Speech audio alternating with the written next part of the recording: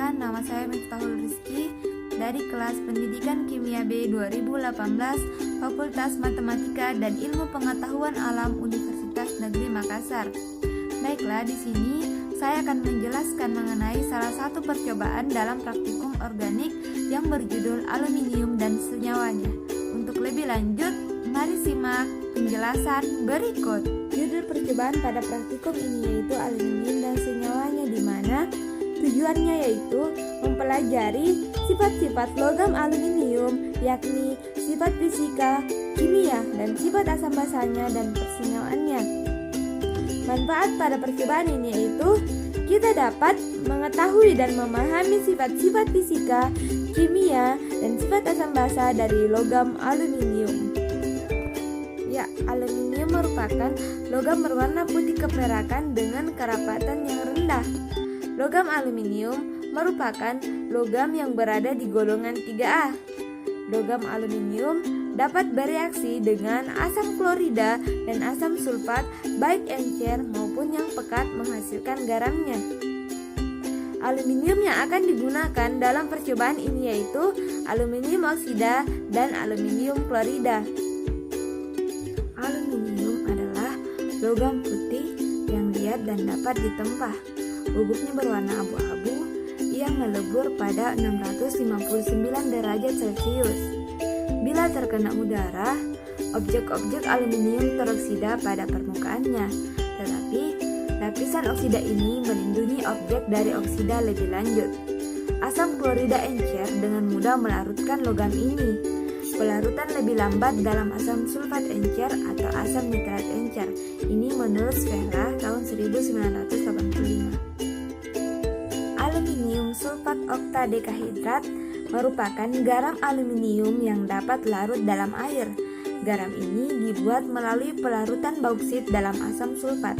Garam tersebut bersifat asam dalam larutan menurut Sumerya tahun 2011. Baiklah, adapun alat-alat yang akan digunakan dalam praktikum ini, yang pertama yaitu tabung reaksi sebagai tempat mereaksikan bahan yang digunakan.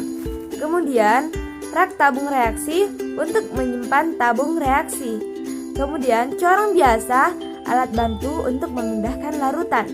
Gelas kimia untuk menampung larutan. Bunsen sebagai alat pembakar atau pemanas. Klem kayu untuk menjepit tabung reaksi. Botol semprot untuk membilas alat. Selanjutnya, kaca arloji untuk menaruh zat padat pada saat ditimbang. Pipet tetes untuk mengambil larutan dalam jumlah sedikit. Gelas ukur untuk mengukur volume larutan secara teliti. Spatula untuk mengambil zat padat. Lap kasar, alas untuk alat. Kemudian lap halus untuk melap alat yang sudah dicuci. Kemudian ada neraca analitik untuk menimbang secara teliti.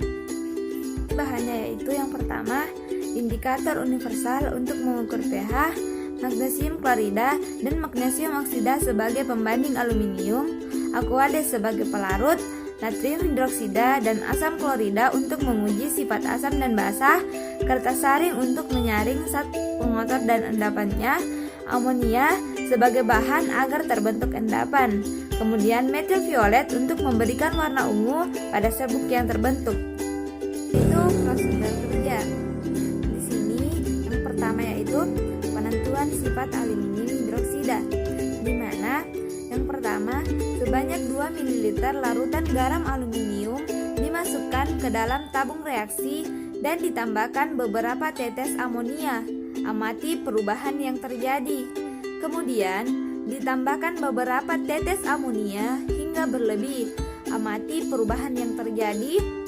Setelah itu, sebanyak 2 ml larutan garam aluminium dimasukkan ke dalam tabung reaksi dan ditambahkan beberapa tetes larutan natrium hidroksida 2M.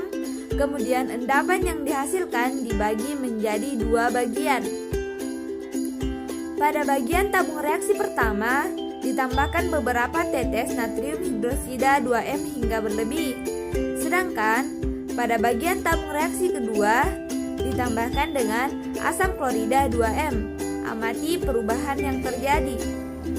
Kemudian, endapan aluminium hidroksida direaksikan dengan larutan garam aluminium dan larutan natrium hidroksida 2M. Endapan yang terbentuk disaring kemudian dicuci dengan air dingin. Setelah itu, endapan tersebut ditambahkan dengan larutan yang berwarna dan amati perubahan yang terjadi.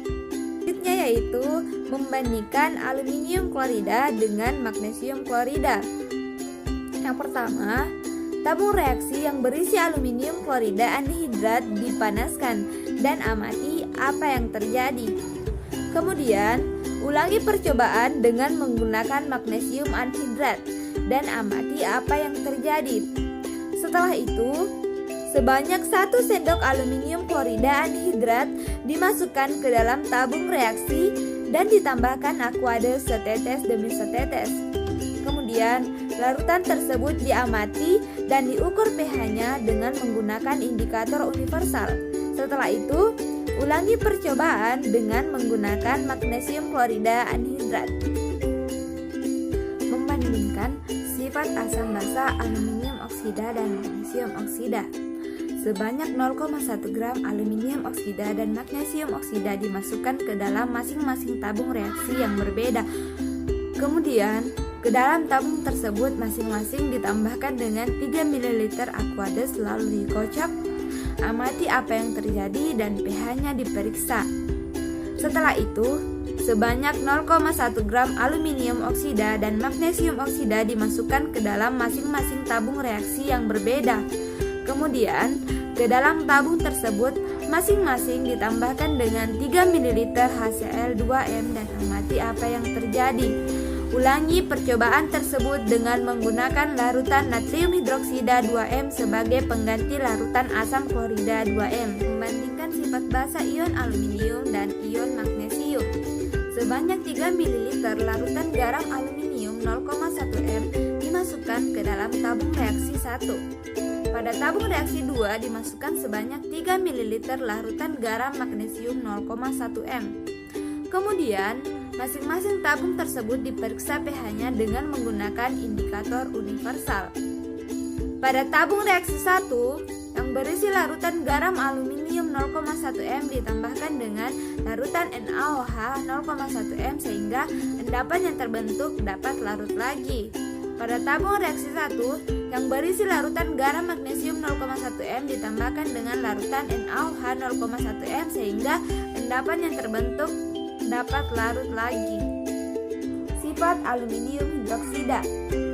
Percobaan ini bertujuan untuk mempelajari sifat-sifat aluminium dan senyawanya. Yang pertama, masukkan 2 ml garam aluminium dalam tabung reaksi dan tambahkan beberapa tetes amonia menghasilkan larutan tidak berwarna. Lalu, teruskan penetesan amonia hingga berlebih sehingga menghasilkan endapan AlOH 3 kali. Yang kedua, masukkan 2 ml garam aluminium dalam tabung reaksi dan tambahkan beberapa tetes NaOH, akan terbentuk endapan putih aluminium hidroksida. Endapan yang terbagi kemudian dibagi menjadi 2. Yang pertama, diteteskan NaOH akan menyebabkan endapan larut kembali. Dan yang kedua, diteteskan dengan asam klorida akan menyebabkan endapan larut kembali yang ditandai dengan larutan bening. Hal ini berdasarkan teori bahwa jika garam aluminium ditambahkan dengan basa alkali hidroksida akan membentuk endapan aluminium hidroksida yang jika ditambahkan dengan basa ataupun asam yang berlebih menyebabkan hidroksida yang terbentuk melarut kembali. Setelah itu, reaksikan larutan garam hidroksida dengan natrium hidroksida encer sampai terbentuk endapan. Lalu endapan itu disaring dan endapan yang berada di kertas saring dicuci dengan air lalu teteskan multiviolet sehingga menghasilkan serbuk berwarna ungu dan ukur pH-nya. Membandingkan aluminium klorida dengan magnesium klorida. Pengujian ini bertujuan untuk membandingkan aluminium klorida dan magnesium klorida. Yang pertama, panaskan aluminium klorida anhidrat dalam tabung reaksi, lalu panaskan juga magnesium klorida anhidrat dalam tabung reaksi, lalu amati apa yang terjadi. Berdasarkan teori, di Diketahui bahwa serbuk magnesium klorida dapat meleleh, sedangkan aluminium klorida tidak meleleh karena magnesium klorida memiliki kerapatan yang lebih kecil dibandingkan dengan aluminium klorida.